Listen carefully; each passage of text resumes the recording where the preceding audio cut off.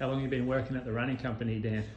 Oh, it's been on and off actually since the Geelong store. What was that? 6, 7 years ago? Longer? 2011, 12? Yeah. So, what, 9 or 10 years. So yeah, started there and then helping yourself and Bree out since you opened the store here. So that's been 3.5, 4 years now. So yeah. And what do you do outside of being a shoe dog? So outside of this, working 4 days a week as a physio. Been doing that for 5, 6 years. So yeah, this is good to change things up a little bit and keep it a little bit fresh and different. And it's a passion of mine, running and helping people out with shoes. So yeah. Dan, why do you recommend that a runner alternates the type of shoes that they use?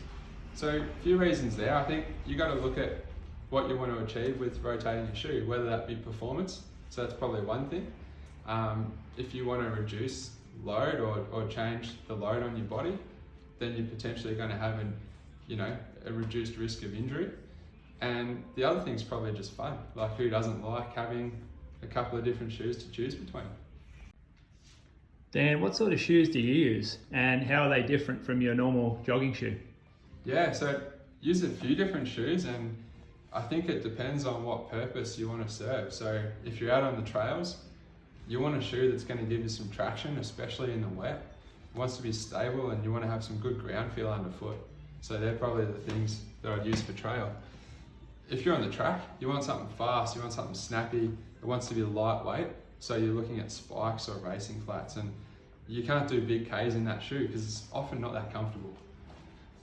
Then if you're doing a longer session or you're racing a 10K or a half or a marathon, or for fartlek sessions, that sort of thing, you want a shoe that feels fast on your foot and it gives you a little bit back. Something like this, which has a bit of a plate in it, but it's also giving you a bit of protection for that distance as well.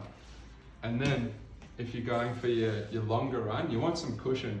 You want to have a little bit more flex. You want something that's going to look after your foot and protect it so that you don't have to absorb all that load on your own.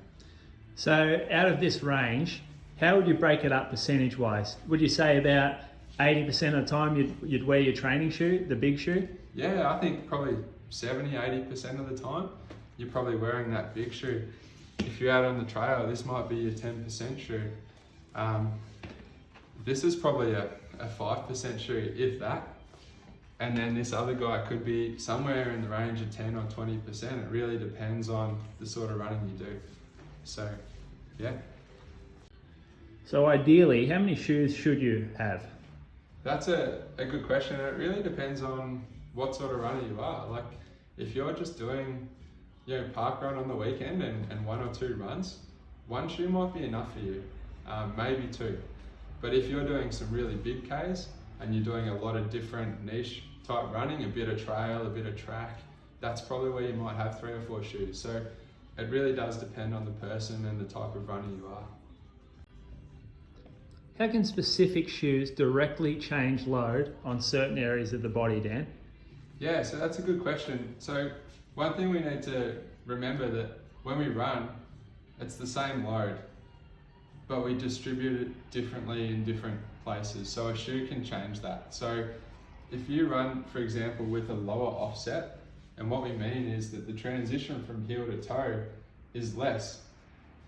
Obviously there's going to be more stretch through the Achilles and the calf. So it's going to work a little bit harder in that shoe. If it's more flexible, you have to work harder to create a rigid lever to give you propulsion. If it's less rigid, you have to work harder to stabilize more. So those characteristics change how the body is loaded. If you go to a more maximal shoe, it's stiffer, it's more rigid, it's wider, so it's more stable. So there's less load probably in the lower body, the calf, the Achilles, the plantar fascia, but that might increase the load somewhere else. So we have to be careful how we interpret that and how we look at it, and it does need to be independent to the person. Are there benefits from wearing a more minimal shoe in terms of loading? Yeah, for sure. I mean, if you want to do a smaller percentage in that shoe, that could make you a more efficient runner.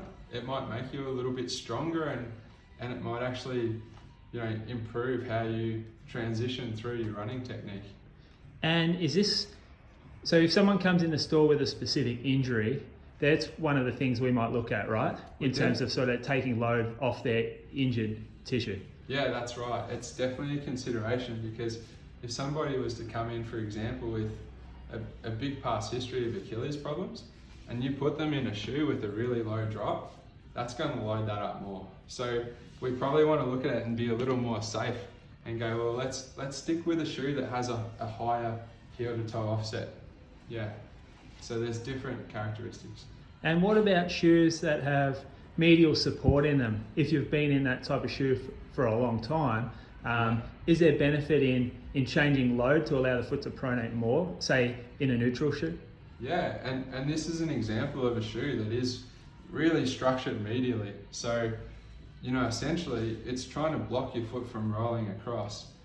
If you've had that for years and years, and that's something that you're used to and you haven't had too many issues with injury, to go away from that and change it could be a little bit of a hazard. So we want to be careful there.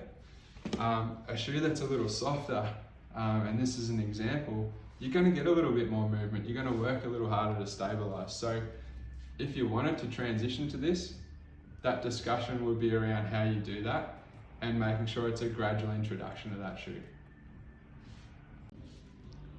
What's the take-home message, Dan, about alternating shoes? Yeah, so the biggest thing is that it's an individual thing. So it really needs to suit the type of runner you are and the type of running you're doing. We need to be budget sensitive, so not everyone can afford to be buying 3 or 4 different shoes. In saying that, we can get a longer duration out of our shoes if we're rotating them as well. And what has to stay consistent between every type of shoe that you might own? So the biggest thing, we can never compromise fit and feel. I think that's probably the most important thing. Whether that's a more minimal shoe or a high mileage shoe, it has to feel good on your foot and it has to fit your foot well.